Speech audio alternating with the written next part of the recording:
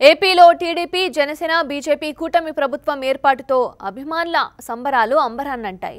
దేశ విదేశాల్లో అభిమానులు సంబరాలు చేసుకుంటున్నారు. న్యూజెర్సీలోని గోదావరి హోటల్లో అభిమానులు విజయోత్సవ సంబరాలు జరుపుకున్నారు.